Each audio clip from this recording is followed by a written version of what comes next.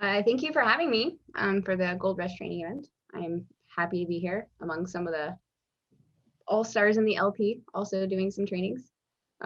So my name's Cloven. Thank you for that intro. It's pretty accurate. I'm Spike Cohen's communications director. I gave myself that title. Just heads up, Spike. I gave myself a promotion. So I'm just going to be going over some social media marketing and management strategies, and most of it's going to be open for Q&A because it's a really big topic and I don't want to focus too much on stuff that you can't use, and I want to make sure that I'm giving you the most out of the training. So that is just a title slide. Let's move on. All right, so just a little bit about me. I became involved in the Liberty movement in 2016 after watching the Dakota Access Pipeline stuff online. It was tons of live streams and I didn't really know what was going on. And I was like, this is interesting. And then I saw a celebrity that I was following get arrested on site, and I saw that there was no reason for her to be arrested. And I was like, oh, okay, so I'm angry now. And then I watched them use water cannons in freezing temperatures, and then I became irate. And the next day I saw Gary Johnson talking about Dakota Access Pipeline. So I was like, that's my guy. So I dove right in and I kind of jumped into libertarian social media groups. I began moderating a Gary Johnson Facebook group about a month after that. And they learned just how nice libertarians are on the internet. It was wonderful. Over the last 5 years, though, after doing that, I've created, managed, directed, and grown the digital presence of countless brands, causes, and candidates. I've been the editor-in-chief of 2 major publications. I've created and led teams for different activism initiatives. I've consulted and staffed dozens of political campaigns, and most recently, I was the social media director for Joe Jorgensen from pre-nomination up until the very beginning of July. And then I shifted over to Spike's social media director for the remainder of the campaign, and that's where I am now. I continue to work with Spike, like as I said, and I'm a sitting council member of the Vermin Supreme Institute as well. I was just promoted to education director there. It's a one that happened this past week. I'm very excited to continue in that role. I also run the communications for Vermin Supreme, like the person. So I run both Spike Cohen and Vermin Supreme social media. It's a fun little balance there between the serious and the funny and all of the cool different sides of the Liberty movement that I see. I started a consulting firm for political marketing, strategy, and organization, and I offer digital marketing training materials for anyone in the Libertarian Party. So you guys can come to me for any kind of training. I do like hourly consult stuff. I also do like monthly management, and I just answer questions for people because people need to know this stuff. It's hard. Like I taught myself how to do it. I was a stay-at-home mom before all this, and I taught myself how to do it like in the middle of the night over the past 4 years. So I want to save people all of that trouble and give them the good information without having to sweat through all of the noise out there. So enough about me. Let's just get started here. So I'm just gonna have like an overview and then kind of go into like the implementation, strategy, and operations, and then the tools, like how to optimize your social media presence. So this is kind of from like a starting from scratch standpoint, but a lot of the information can be used for existing social media presences. So the getting started checklist. So these are just in list form here. I'm going to go into them a little bit more as we go through. So first, you're going to want to identify your objectives and establish goals with your social media. So like, what do you want to accomplish? What are your goals, like tangible goals? After that, you're going to research your target audiences. Contrary to popular belief, your target audience is not everyone. You're going to have different segmentations of demographics, people that your message is going to resonate with a little bit more than others that you want to focus, because otherwise you're going to waste a lot of time and a lot of money. After that, you gather resources, form a team, and put your tools in place. Establish your voice, branding, and workflow. Workflow is really important. Having a team in place and then being able to have an idea and then have a map to getting that idea to output.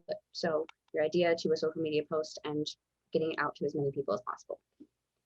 Building an asset library, and if I can get this thing out of the way, I can read the bottom one. Oh yeah, developing messaging strategy. This is actually one of the most important ones. We'll kind of finish off with that one and lead into Q&A.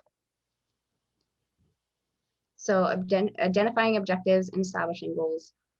So with your social media, whether it's as a candidate, like campaigning, or if you're a Libertarian Party affiliate, whether a state or local affiliate, the goals are, they work together a lot. So your goal is to win votes, get donations, earn media, web traffic and conversions, and education and driving membership.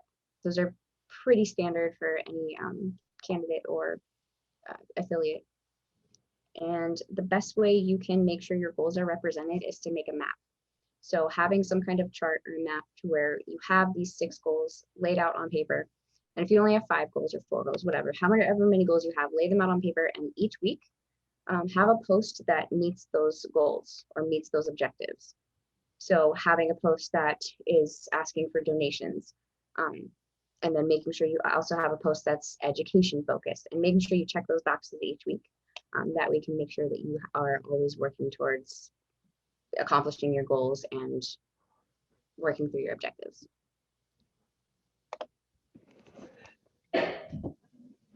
So usually I don't like those acronym charts that, you know, like SMART goals. I don't like those, but this one's actually really good. So I stole it. So once you've considered your overarching goal categories, you'll then need to dig deeper by developing SMART goals within those categories. So be specific, replacing general concept with quantifiable outcomes. So whenever you make a goal, make sure it's very specific. You don't want to have like some basic goal, like I'm going to grow my page by a lot over the next year. Like you need a number, and you need to do a little bit of research to get that proper number. Make sure it's measurable, having the number in the first place, attainable. You don't want to say, I want to grow my page by 25,000 likes in the next year. Make sure it's relevant. Obviously, growth is relevant. So growing your page by a certain number is relevant to your goal. You don't want to have a goal that has nothing to do with actually what you're doing. And time bound, give it a time, because that will help with the accountability. And then you can adjust your strategy as it goes on if you're not going to hit it. So having like quarterly reviews of your goals that you set out in the beginning is a really, really good idea.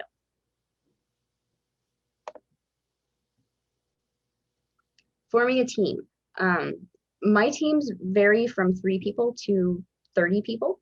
It depends on the scope of what you're doing, the amount of work that goes into it each week, your objectives and your goals, and just the purpose of everything. So I have one team that has 3 people on it, and it's just like me, a writer, and a graphic designer. And then we just all kind of take on all the duties and responsibilities of social media and kind of spread them out. Ideally, you'd like to have between 3 and 5 for something like an affiliate or a local race. And you don't need like a massive team for any of this. And you can even get away with like 2 or 3. But ideally, you'd like to have a director, somebody who is versed in content marketing. It's kind of the final frontier of libertarian social media world. We all have great ideas and we all have great posts, but if there's no content marketing strategy behind it, it's all just kind of going out into the ether, and you're not going to get any kind of return on investment on it. So having a content marketing strategy, and I can send you guys resources on that a little bit more. It's kind of a rabbit hole that I could talk about for 3 days straight, so I won't subject you to that. But having a director is good, having a graphic designer, and just people who can make graphics, and having like a branding and style guide would be really, really helpful. So that way, if you have an inexperienced graphic designer, but it's the only person you can get on your team, at least they have a guideline for what they're going to be making. Having your branding, having your colors, having the layouts of everything, the do's and don'ts for how your brand is represented online. Having writers and researchers is good. They're not going to always be the same people. Some people are really good at researching, some people are really good at writing, and they're not always in the same person. So that's a good thing to have. I think we have a team of like 15 on Spike's team. So they're not always all active at the same time, but having a vast amount of people to help with writing and researching is really, really helpful. Having someone to do scheduling and sharing is important too, especially when you're first starting out. Usually the director can handle scheduling, but having someone going in and sharing to different groups, like if you have a local affiliate, you want to share to local groups, that will help with your organic growth, because it's the LP. We don't have a ton of money to throw into advertising. If you do, awesome. If you don't, though, it's not the end of the world. I'd say 99% of the work that I do is organic. So I don't put any money into advertising. I know how to do it, but I don't need to, because we have a really good organic ground game. So having someone to share to your local groups, getting people to care about you as a person, as a brand, as a voice online is really important, and sharing goes into that. And then having a community engagement manager that goes into, creating that loyalty with your brand as well. So somebody to handle your inboxes, so answering questions in the messages and having a timely response is really important. It's not always super attainable, but if you can manage to have somebody doing your inbox, it's really, really helpful. And also handling comments. So when people comment on stuff, having somebody reply to every comment if possible. If there's 1,000 comments, you're not going to be able to reply to everyone, and that's not expected. But to create conversation and loyalty and asking questions and really engaging with your constituents is super important, and having one person dedicated to doing just that and making sure that person has the voice and the tone of the candidate or the brand that you're affiliated with is super important. I'd say that's the #1 requirement, is making sure the voice is consistent throughout everything, and don't call people names in the comments. So I know it's hard as libertarians. So, and then another one would be advertiser. If you're going to be doing advertising, if you haven't done advertising before for social media, get somebody who does social media advertising, because it's very, very technical and it's really kind of hard to learn. It was probably the thing that took me the longest to learn was social media advertising. So having somebody who's experienced in that, who can just run your ads, like just that's all they do, would be super cool if you can find somebody. So the social media toolkit, programs, software, and accounts that you would need. All right, so social listening and brand reputation management. It's not a 100% necessity, but it's really, really helpful as you start out and as you grow to know what people are saying about you. So there's programs called Brand24, and the one that I use is called Awario, AWARIO. And what it will do is basically scour the internet, and it will like find any instance where people mention you and your brand, even if they don't tag you. Like they just have to type your name, and it will show up in this long compiled report. And you can kind of gain the insights on whether people like you, if people don't like you, if there's some kind of scandal that you're unaware of. It's amazing what I find out about people through brand listening software. So having something like that, just being able to find all of those mentions of you and being able to manage that. And that way you can rapid response to things if you need to. You can, if there's one day that you have a negative reputation score or something, then you need to put something really positive out, and that can help quite a bit. The next thing you would need would be Facebook and Twitter Business Manager. These are completely free, so yay. But you do need to specifically set these up. They don't automatically set up when you start accounts. So if you have Facebook, like you create your page, think you're doing great, you got all the information set up, you still got to go to business.facebook.com or just Google Business Manager, it'll pop up. And you have to set up a business manager for that. Oh, there's a chat, it's not letting me check it.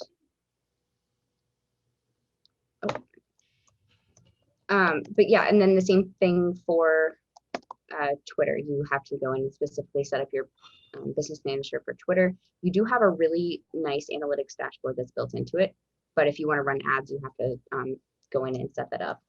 And you can set up pixels as well. And Pixel is a piece of code that you would stick on your website that will track conversions and click-throughs, and that'll give you really good insights on your audience as well.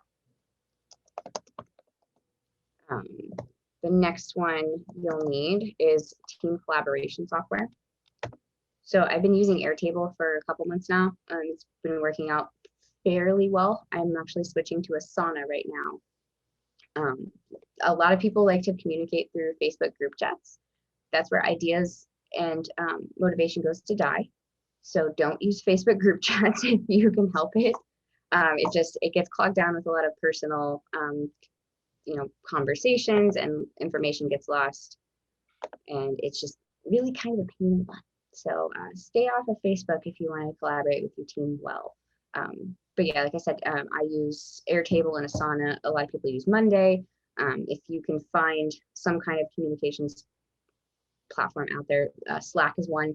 I don't really like Slack personally, but a lot of people really do. And if it works for you, great, awesome, because there's a free version, so even better. And then a workspace platform. So I've been able to consolidate my workspace and my communications platforms into one. That doesn't always work for everybody. So if you can find a workspace platform so you can visualize your workflow, you know exactly what all the tasks are for each day and week and month, and you can track progress from all your team members. Having something like that would be really helpful. And like I said, Airtable, Asana, Monday, Trello is a one that's free. And I used it for free for 3 years and kind of like rigged all the features to where I was getting the benefits of the paid account, which is very expensive, and getting it all for free. So you can do a lot with Trello if you have a small team. And then getting a social media content scheduler and analytics tracker. Buffer is decent for this if you have smaller accounts. Hootsuite is another really good one. I really like Hootsuite. They have what's called streams. So you can set up keyword alerts on Twitter and Facebook and other accounts. And those keyword alerts you can track and make sure that you're engaging with topics like in real time. The one I use personally is Sendable, and it's about $28 a month, but you can set up RSS feeds for content. So anytime a publication puts something out, it'll go in your feed and you can make and curate content really quickly. So that'll help you with your content planning each week. It'll help with all kinds of things. And there's really good scheduling and there's monitoring, and it puts out these really beautiful analytics reports. So that's a really good one, and it's pretty cheap. I think Hootsuite's above free version is like $100 a month. Buffers is, I actually don't remember what Buffers is. I haven't used it in a while, but Sendable is the one I recommend. Google Drive, Dropbox, and assets managers. So just having somewhere to keep like your headshots and your graphics templates and anything that has gone out, like a collection of all your interviews, anything that you could possibly use on your campaign or for your affiliate, having one place to put it all and organizing it and maintaining it, because it will get very disorganized very quickly because people may have an issue with their phone and they drop something in the wrong folder. Like it gets to be a mess. So maintaining and organizing your assets managers, and you don't have to have anything that's paid. There's some really awesome paid versions out there for things.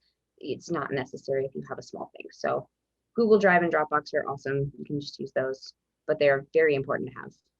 And making sure your entire team has access to those, and making sure that like that information or that link or whatever is in a centrally located place for everybody. And I actually think that's all of my presentation. So I'll just open it up to questions. I'm fine if you want to drop the questions in chat, or if you want to just like unmute your Zoom and ask them as well. All right, Caitlin, quick question for you. I moved the camera around so you could see the audience. Did that work? Can you see it? Yeah. Yep, okay. I can see. Excellent. So going into the audience, who has questions? All right, go ahead. Move the camera. Yeah. What sort of advice would you give in terms of like avoiding being censored? I know there's like a big thing of being censored on social media, especially with like third parties and stuff. What sort of, I guess, tricks do you use to avoid that conflict? And for introductions, Caitlin, that is the Eskimo Libertarian asking the question right there. Oh my God, hey, I saw you on the Cajun Libertarians podcast. Oh, okay. Hey. Hey. nice to meet you virtually. So with being censored, there is some issues with them over censoring for sure. But there's certain things you can avoid. And I mean, I've had posts of mine flagged, Spike's posts have been flagged before. We've had some major issues with it. I tend to avoid not talking about COVID-19 because it's almost a guarantee that it will be flagged. If you have to talk about COVID-19, just make sure, like, I wouldn't say use the government's information, but just try not to like make any claims because it's almost guaranteed that you'll get flagged there.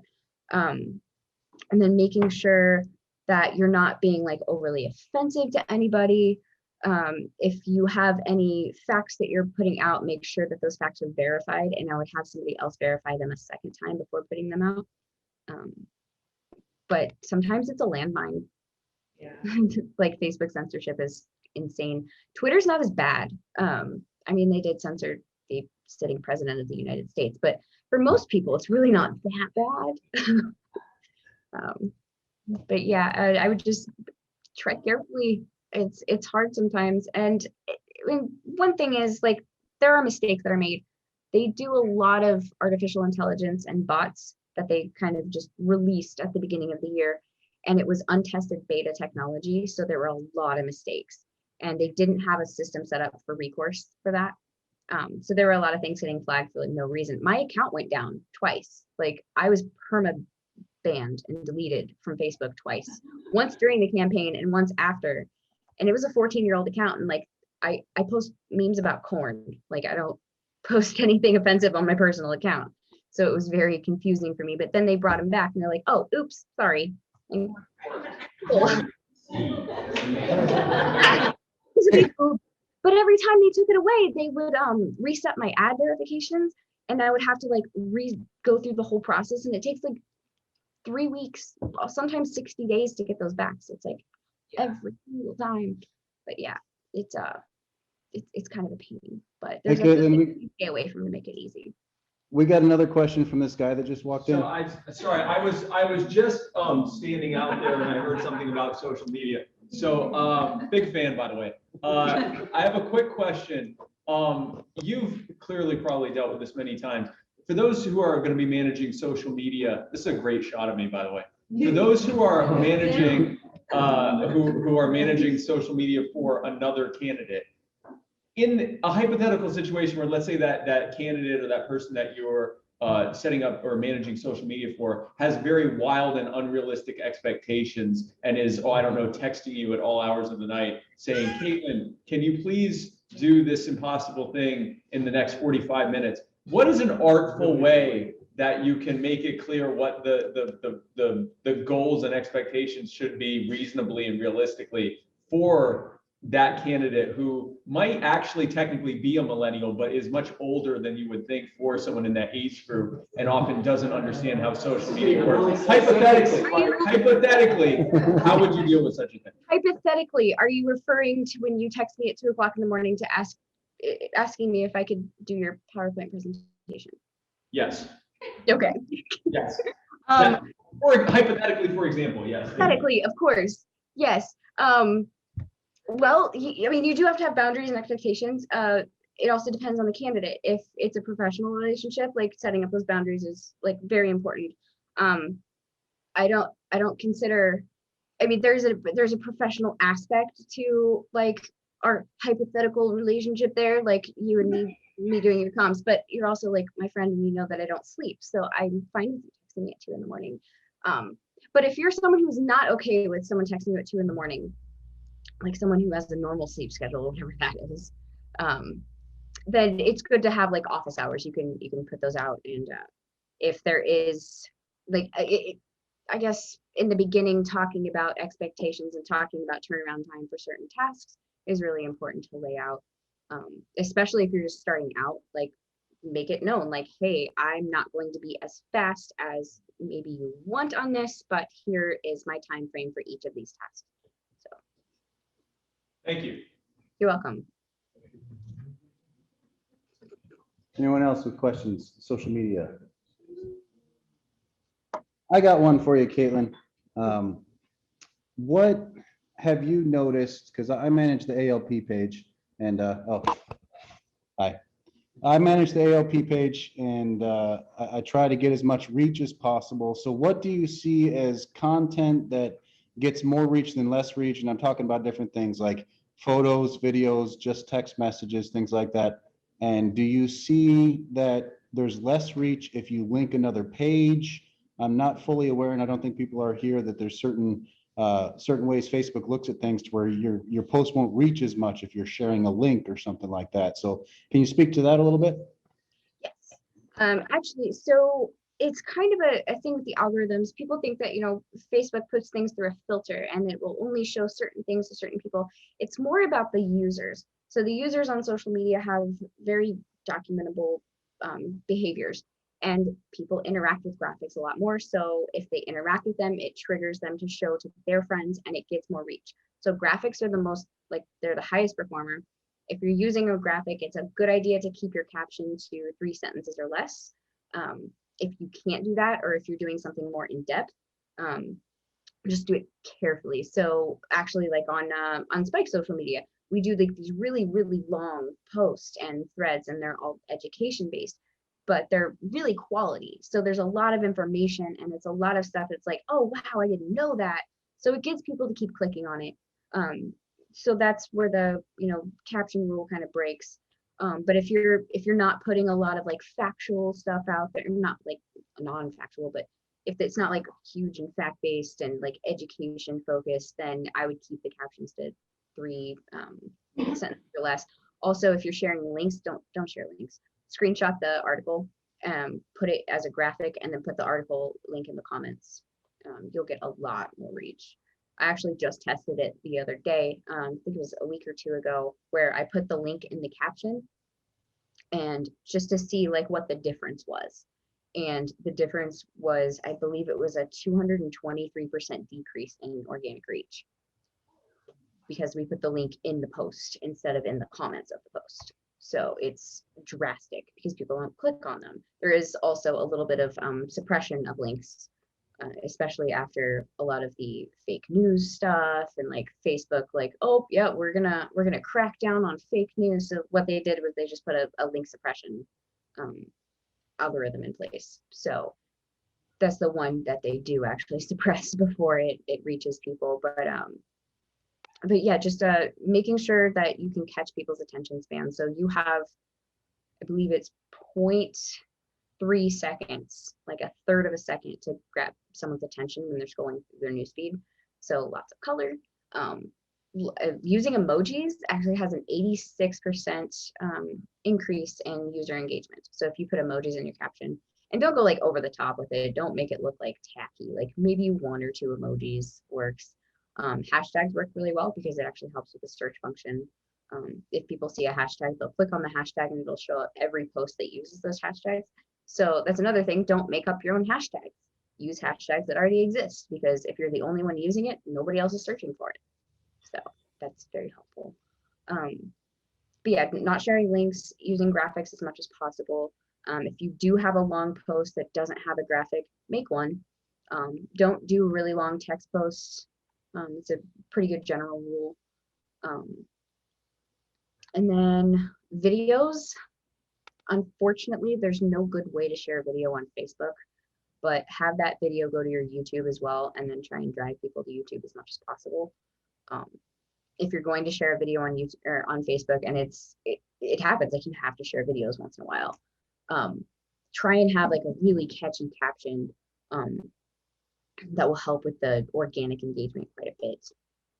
But you will have a pretty big suppression in reach on videos, and it's been like that for a really long time, and it's hard to break out of it. But it's also a good way to measure your audience loyalty, because if people are coming to your page, they're going to see the videos. This is in your feed. So if you have that a big loyalty in your audience, then you're going to have a lot of engagement. So that's why it's so important on all the other posts to build up that audience loyalty. So engaging in the comments, being kind and respectful with people, having like really thoughtful posts and thoughtful conversations, and making sure that your brand voice and your brand identity is centered around compassion and empathy and just like good customer service. Like if you think about it as a business, customer service. Something else I noticed Spike doing, and by Spike I mean you, Caitlin, is we've been seeing a lot of comments lately about, hey, don't use the angry reacts because that actually lowers the amount of people who see it. So is that another algorithm thing about if you get angry reacts? That's something that's actually Spike who does that, and I'm like, big round of applause for him because he was learning. Yay. But yeah, Uh, No, so Mark Zuckerberg actually came out and said that he's wanting to transform the social media experience. And like, I can't really hate him too much for that because like we've seen how social media makes people. It brings out the worst in a lot of people and it's really toxic. And the thing they were doing was trying to showcase more content that was making people happy. And again, it's kind of like a thought experiment and like it makes me feel a little icky. I think people should make those decisions for themselves, but it's a thing they did whether we like it or not. So they were kind of I believe they're still doing it. They're prioritizing content that people like positively react to. And angry reacts is a suppression. So it counts 2 points against. And likes are like 1.4 and like love reacts, care reacts, and wow react. Actually, wows are neutral, but care reacts and love reacts are like +2. It's a whole like scoring system. It's a little confusing, but angry reacts do kind of cut the organic reach on things. All right, Cole, go ahead. On that note, with the major social media platforms, with all these censorship issues, I know there's been talk of all these other alternatives. Are any of them viable? Do you see any of them as gaining in popularity or even not, top end Facebook, Twitter, but at least being something as a viable alternative? If not that, is it even possible these days to run a campaign off of these social media platforms? Not at least. Is it possible? I mean, yeah, it's possible, especially the more local you are, it's possible. But I hate to say it because I really want to see an alternative social media platform pop up. There is one. There's TikTok, which took off like kind of out of nowhere. But if you're not a 14-year-old girl or the random person who strikes it big and goes viral, I mean, it's okay. Like Vermin Supreme does really, really well on TikTok. The kids love him. It's great. But if you're not Vermin Supreme or somebody who knows what the heck TikTok is, it's really not going to be super beneficial for you. Instagram, let's see, Instagram, Twitter, and Facebook are the 3 big ones that are like really important. And Twitter is not as important as you think it is. It's not even in the top 5 social media platforms in the US. So it's not as important as a lot of people think, but I still think it's a good one to do because it's the one that you have the most direct contact with people. Also, it's where you can cyberbully senators personally. So yay. I'm a big fan of cyberbullying senators on Twitter, and they read it themselves. So awesome stuff there. But yeah, there isn't really any alternatives. And if you can focus, Float is small. And you can send and receive Bitcoin through it. Steemit was one kind of like Float as well from a couple years ago. I think it just kind of like died or Facebook obscurity. I don't know what happened with Steemit. So we got another question from Michael. Yeah, less of a question, just adding on to the list of websites. One website that I found is relatively decent for like political discussions, stuff like that, and getting names out is Reddit. I don't know how it compares to the other social media websites, Yes. but a good one. Yes, Reddit is super important, and thank you for bringing that up because I completely forgot about it. But that is actually in the top 5. I think it's the 2nd most popular social media platform in the country, and it's one that I need to get a little bit more experienced on. Like I have accounts on there and I do things, but it's super important. They just hijacked the stock market with a Reddit, like a subreddit, and a bunch of Reddit users like made a hedge fund go under. So it's super cool. And it's huge. But getting on there and getting in the relevant subreddits and like sparking conversations and having those AMAs are really important on Reddit. I've done a few of them for candidates I'm on. Those can be really fun, but yeah, Reddit's important. Okay, what are ways I can discover the voice of who I post on behalf of? Lots of phone calls, like lots and lots of phone calls. Watching how they talk, taking notes when they talk, looking out for like certain words they use for certain things. Like if like okay, let's say a person that you're running your social media for always says police officers instead of cops. Like you'll want to take note of that. So whenever you're speaking as them, you can use the correct terminology for things that they use. So you sound like them as much as possible. You want to always like take note of their tone as well and how they respond to different circumstances and different ways people come at them.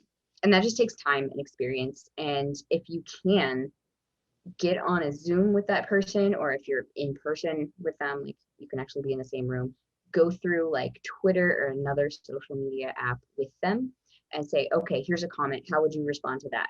Okay, how would you respond to this? And it's just a lot of questions, and having an approvals process will be really helpful as well. We have an approvals process for Spike actually. So everything goes through Spike before it goes out. So just having that in place, and then just lots of practice, lots of talking, lots of building up trust.